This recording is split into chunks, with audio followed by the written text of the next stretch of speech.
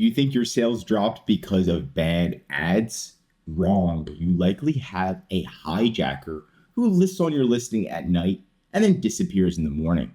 I'll show you how to find and evict them immediately in today's video.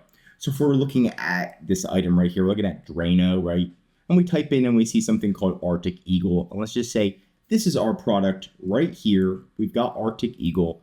We're going to click tab. And then we see there's other sellers, right? And maybe this is our listing. We're like, who are the other sellers? I'm the only one selling it. There's other sellers on this listing.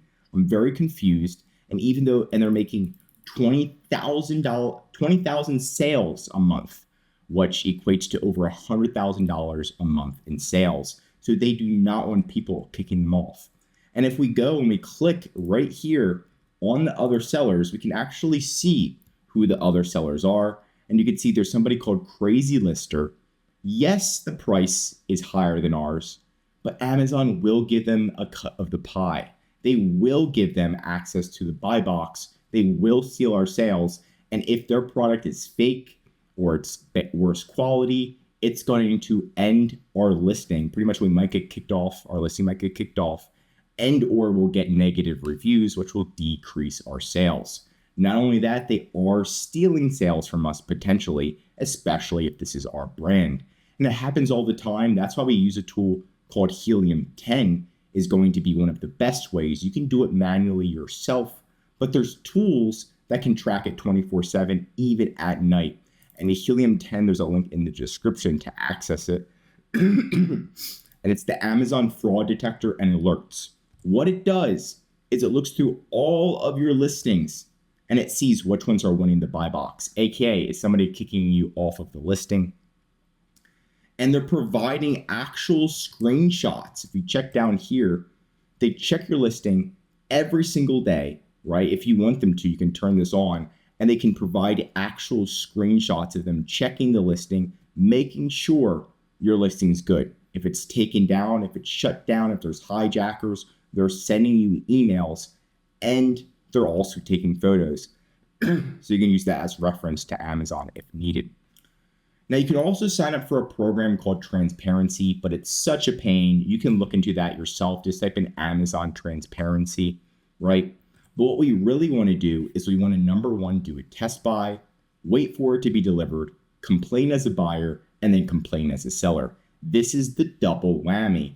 So purchasing the item shows Amazon that you actually care and it is fake. So you do need to turn these alerts on, and then you would go back and buy from this seller. Wait for it to be delivered. Once it's delivered, you're going to have an order ID. You're going to have photos of the product to show that it's fake or it's a knockoff, whatever. And then you're going to complain as a buyer. You want to complain that the seller, right, just that seller that you purchased from is selling a fake item, right? You want to be very specific, but you want to be clear that you want to escalate it. The next thing that you want to do is you want to contact Amazon. There's multiple ways, again, to contact them via buyer. If you are a buyer, you can also type in report seller as buyer on Amazon, and you'll see that you can actually message them here and contact them here. Report a violation. You can also report them as a scam. You can also report suspicious activity. The more you do at once, the stronger it's going to be. After you do that, finally, you go into your Amazon Seller Central account.